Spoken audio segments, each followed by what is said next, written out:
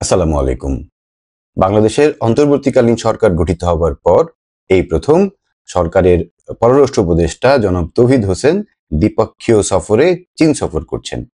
স্বভাবতই এই সময়ে তিনি বাংলাদেশ সরকারের প্রতি চীনের সমর্থন আদায়ের চেষ্টা করবেন এবং চীনের সঙ্গে বাংলাদেশের যে দ্বিপক্ষীয় বাণিজ্য যে ঋণ চুক্তিগুলো আছে সেগুলোতে বাংলাদেশের পক্ষে বিভিন্ন সুবিধা আদায়ের চেষ্টা চালিয়ে যাবেন।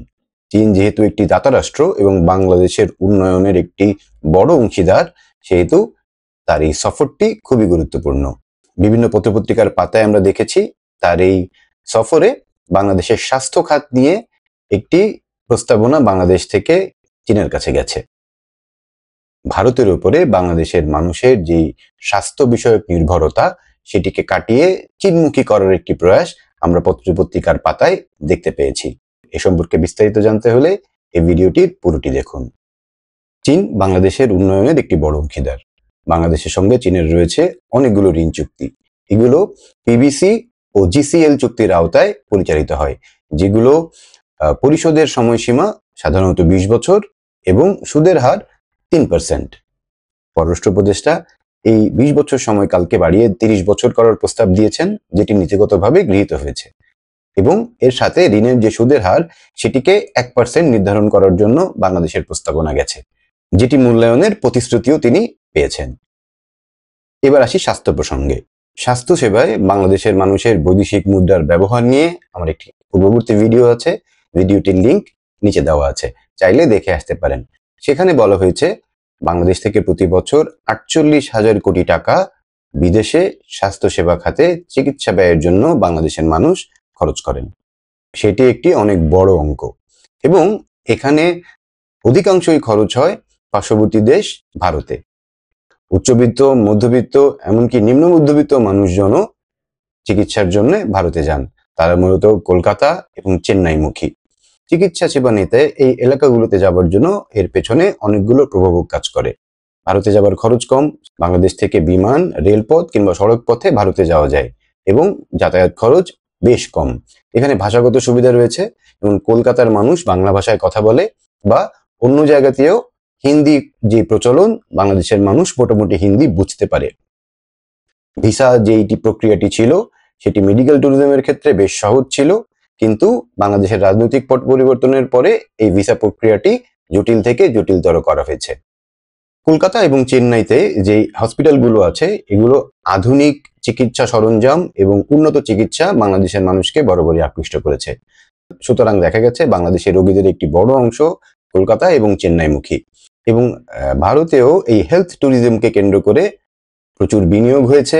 তারা হসপিটালের মান উন্নয়ন করেছেন, বাংলাদেশের রোগীদের জন্য আলাদা মানুষ জনবল নিয়োগ দিয়েছেন এবং রোগীদের থাকার জন্য এবং তাদের খাবারের জন্য আশেপাশে প্রচুর লজ, হোটেল, ধাবা প্রচুর গড়ে উঠেছে, যেখানে মূলত বাংলাদেশ থেকে যারা চিকিৎসা নিতে ভারতে যান তারাই তাদের মূল গ্রাহক। পররাষ্ট্র উপদেষ্টা তৌহিদ হোসেনের এই সফরে ঢাকা থেকে চীনকে অনুরোধ করা হয়েছে চীনের কুনমিং প্রদেশে 3-4টি হসপিটালকে বাংলাদেশি রোগীদের চিকিৎসার জন্য নির্ধারিত করে দেওয়ার জন্য, যেখানে বাংলাদেশের মানুষ চিকিৎসা সেবা নিতে যেতে পারবে। কিন্তু ব্যাপারটি খুব সহজ হওয়ার কি কোনো কারণ আছে? চীনের সঙ্গে বাংলাদেশের যে ভৌগোলিক দূরত্ব, যাতায়াত খরচ, ভাষাগত সমস্যা, খাবার প্রভৃতি বিষয়ে বাংলাদেশের মানুষ চীনে সমস্যায় পড়বে। তাছাড়া একজন রোগীর সাথে তার সহকারী বা সাহায্যকারী থাকেন, তাকে পরিবহন খরচ এবং খাওয়া দাওয়া, বাসস্থান যাবতীয় বিষয় মিলে খরচের অঙ্কটি অনেক বিশাল হওয়ার কথা ভারতের তুলনায়। চীন যদি সাহায্যের হাত বাড়িয়ে কুনমিং প্রদেশের কয়েকটি হসপিটাল বাংলাদেশিদের জন্য নির্ধারণ করেও দেয়, সেখানে কত শতাংশ মানুষ যারা ভারতে চিকিৎসা নিতেন তারা চিকিৎসা নিতে যেতে পারবেন বা ব্যয় নির্বাহ করতে পারবেন, সেটি নিয়ে যথেষ্ট উদ্বেগের কারণ আছে। কারণ জীবনযাত্রার মান বাংলাদেশ এবং ইন্ডিয়াতে প্রায় একই রকম, কিন্তু চায়নার ক্ষেত্রে সেটি মোটেও নয়। সুতরাং এই অনুরোধ আসলে কতটুকু ফলপ্রসূ হবে সেটি সময় বলে দেবে। বাংলাদেশ থেকে চীন সরকারকে যে অনুরোধ করা হয়েছে সেটি একেবারেই অযৌক্তিক নয়, কিন্তু তার চেয়ে যৌক্তিক হতে পারত যদি বাংলাদেশ তার চিকিৎসা ব্যবস্থার উন্নয়নে মনোযোগ দিত। অন্য একটি রাষ্ট্রকে অনুরোধ করার চেয়ে নিজের চিকিৎসা ব্যবস্থা, যেটিকে খুব সহজেই উন্নত এবং সেবার মান বৃদ্ধির মাধ্যমে এই 48,000 কোটি টাকা দেশের মাটিতে রাখা সম্ভব ছিল, সেটি কেন সরকার করছে না বা সেই পদক্ষেপ কেন নেওয়া হচ্ছে না, সেটি আসলে খুব আফসোসের বিষয়। এই সরকার গঠন হওয়ার পর মানুষের যে আশা আকাঙ্ক্ষা তার প্রতিফলন কতটুকু সরকার দিতে পারছেন বা ভবিষ্যতে পারবেন সেটি নিয়ে জনগণের মনে রয়েছে নানা শঙ্কা।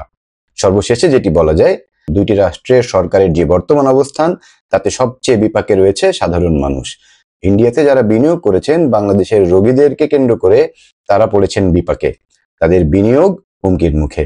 আবার বাংলাদেশের মানুষ যারা অল্প পয়সায় ভারতে চিকিৎসা গ্রহণ করতে পারতেন তারাও ভিসা জটিলতার কারণে এই সুবিধা থেকে বঞ্চিত হচ্ছেন। একটা প্রবাদ আমার মনে পড়ে যে রাজায় রাজায় যুদ্ধ হয়, জনগণের জীবন শেষ। বাংলাদেশ ভারতের মানুষের হয়েছে সেই দশা। দুইটি দেশের মানুষই সংকটে রয়েছেন। ভারত যেমন আর্থিক সংকটে, বাংলাদেশের মানুষ সেবা সংকটে। কৌটিল্যের অর্থশাস্ত্র অনুযায়ী রাষ্ট্র পরিচালনায় ধর্ম এবং নৈতিকতার কোনো স্থান নেই, সেটি হতে হবে বাস্তবতার প্রেক্ষিতে। এখানে বলা হয়েছে শক্তিশালী রাষ্ট্রের অবস্থান যদি কোনো রাষ্ট্রের পাশে হয় তাহলে ওই রাষ্ট্রের উচিত শক্তিশালী রাষ্ট্রের শত্রুর সঙ্গে সখ্যতা গড়ে তোলা। শত্রুর শত্রু আমার বন্ধু। বাংলাদেশ সরকার কি সেই পথেই হাঁটতে চলেছে? ইন্ডিয়ার সাথে চীনের যে বিরোধ সেটিকে কাজে লাগিয়ে কোনো সুবিধা আদায় করতে পারবে বাংলাদেশ? যদি পারে তাহলে সেটি কিন্তু বাংলাদেশের জনগণের জন্য ইতিবাচক হবার কথা। কিন্তু দূরত্ব, ভাষা, যোগাযোগ খরচ, বিভিন্ন বিষয়কে যদি মাথায় রাখতে হয় তাহলে এই পদক্ষেপটি খুব সুবিধাজনক অবস্থানে বাংলাদেশ থাকবে না বা খুব সুবিধা বাংলাদেশের সাধারণ জনগণ পাবে না, সেটি বলাই যায়। আপনারা কি মনে করছেন? আপনাদের মন্তব্য আমাদের জন্য খুবই জরুরি। মন্তব্য কমেন্ট বক্সে লিখতে পারেন। মন্তব্যের অপেক্ষায় রইলাম। সবাইকে ধন্যবাদ।